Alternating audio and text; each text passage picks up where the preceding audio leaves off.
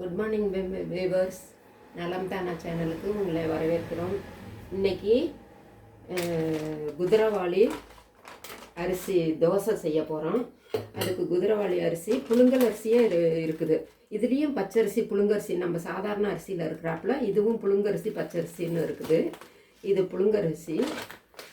இந்த கம்பெனி வீரா தனியம் அப்படிங்கிற ஒரு கம்பெனி. இது புழுங்கரிசி எடுத்துருக்கோம். இது ஒரு கப்பு எடுத்துக்கிட்டோம்னா தோல் உளுந்து முழு உளுந்தாகவும் இருக்கலாம், இது மாதிரி தோல் உளுந்து உடச்சதாகவும் இருக்கலாம். இது அரை கப்பு எடுத்துக்கணும். ரெண்டையும் கொஞ்சம் ஒரு ஸ்பூன் வெந்தயம் போட்டு, இதில் உளுந்தில் வெந்தயம் போட்டு ரெண்டையும் 2-3 தடவை கழுவிட்டு 4 மணி நேரம் குறைஞ்சது ஊற வைக்கணும். 5 மணி நேரம்னாலும் பரவாயில்ல. இந்த சிறுதானியங்களே ரொம்ப நேரம் ஊற வச்சு தான் சமைக்கணும்னு சொல்லுவாங்க. அதனால் 4 மணி நேரம் குறைஞ்சது ஊற வைக்கணும். ஊற வச்சுட்டு அதை ரெண்டையும் தனித்தனியாக நைஸாக அரைச்சி நம்ம இட்லி மாவு தோசை மாவு எப்படி கலந்து. உளுந்து கொஞ்சம் கோர்ஸாக அரைக்கணும். உளுந்தை கொஞ்சம் கோர்ஸாக அரைக்கணும். இதை அரிசியை நைஸாக அரைச்சிடணும். உப்பு போட்டு கலந்து ஓவர் நைட்டு ஊற வச்சுட்டு காலையில் எடுத்து இது மாதிரி வச்சுட்டோம். இதில் காலையில் இதில் மிளகுத்தூள், தோசை ஊத்தையில் ஜீரகத்தூளும் மிளகுத்தூளும் எடுத்திருக்கேன். இதை வறுத்துட்டு பொடி பண்ணணும், பச்சையாக போடக்கூடாது. வறுத்துட்டு இதை பொடி பண்ணி வச்சுருப்பேன் எப்பொழுதும் நான். அதனால் இதை வறுத்து ஜீரகப்பொடி அளவுக்கு தகுந்தாப்பில் போட்டுக்கலாம். இது ஒரு 4 தோசைக்கு வரும்.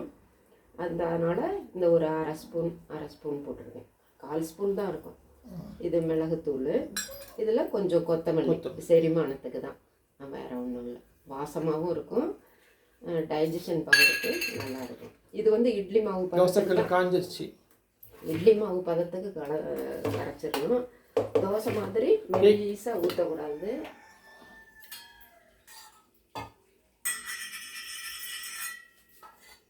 நல்லா ஊற்றப்ப மாதிரி ஊற்றி எடுக்கணும். அப்படியே பொறுமையாக 2 பக்கமும் வேக வச்சு எடுக்கணும்.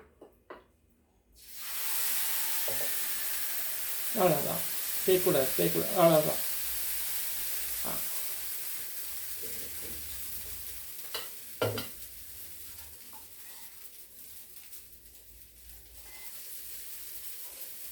சிம்மில் வச்சு வேக வைக்கணும். நல்லா ஒரு பக்கம் வெந்ததுக்கப்புறம் திருப்பி போட்டு தோசை திருப்பி எடுத்து சாப்பிட வேண்டியது. இதுக்கு சட்னி என்னங்க? நான் இன்னைக்கு பாசிப்பருப்பு சாம்பார் வச்சுருக்கேன். சவு கேரட்டு போட்டு பாசிப்பருப்பு சாம்பார், கத்திரிக்காய் கொசும் பண்ணியிருக்கு. இது 2 தொட்டு சாப்பிடலாம். மற்றது எப்பொழுதும் போல் நம்ம இட்லி தோசைக்கு சாப்பிட்றாப்புல வெங்காய சட்னி, தேங்காய் சட்னி இதெல்லாமும் சாப்பிடலாம். ஊத்தப்ப மாதிரியே நல்லா கொஞ்சம் வேக விடணும். சிம்மில் வச்சு நல்லா எடுத்ததுக்கப்புறம் இந்த இப்படி குத்தி விட்டோம்னா இந்த ஏர் போய் உள்ளெல்லாம் நல்லா வேகும்.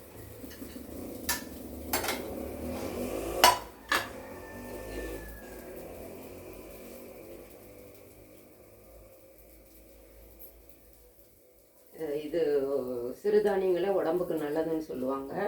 அதுவும் இல்லாமல் இதில் தோல் உளுந்து இருக்கிறதுனால நல்லா கூட கொஞ்சம் சத்து கிடைக்கும். குதிரவாளி தான் கேலரிஸில் ஹை கேலரி. எவ்வளோ காய் எதுக்கு சாப்பிட்டாலும் குதிரவாளி அரிசி கேலரிஸ் இன்க்ரீஸ் பண்ணுறதுக்கு ஆமாம் ஜாஸ்தி. இது அப்புறம் பத்தாவதுக்கு தோல் உளுந்தும் வேற ரொம்ப நல்லது. லேடிஸ்க்கு, பொம்பளை பிள்ளைங்களுக்கு எல்லாருக்குமே நல்லது. இது மாதிரி ஏதோ வாரத்தில் ஒரு நாள் இது மாதிரி செஞ்சு நினைக்கிறேன். ஈஸியாக தான் இருக்கும். மிக்சிலேயே தான் நான் அரைச்சேன். 4 மணி நேரம் ஊறினதுனால நல்லா அரைப்பட்டுருது. நல்லா மாவு மாதிரி கச்சிதமாக அரை கப்பு கூட நம்ம போட்டு செஞ்சு அன்னன்னைக்கு கூட செஞ்சு வச்சுக்கலாம். இந்த பையி தூக்கி நீ பார்க்கக்கூடாது, காட்டணும்.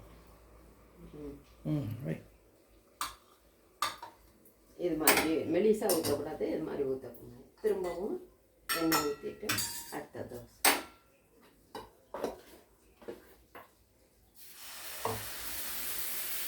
அவ்வளோதான் விட்டுரு,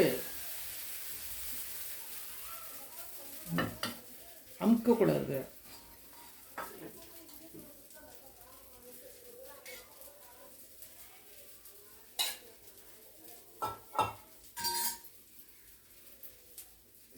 நீங்களும் செஞ்சு பாருங்கள், ஹெல்த்தியாக இருங்க. எல்லாருக்கும் வாழ்த்துக்கள். நலம் தானா சேனலுக்கு சப்ஸ்கிரைப் பண்ணுங்கள், பெல் பட்டனை ப்ரெஸ் பண்ணுங்கள். வேறு ஒரு வீடியோவில் பார்க்கலாம். தேங்க்யூ.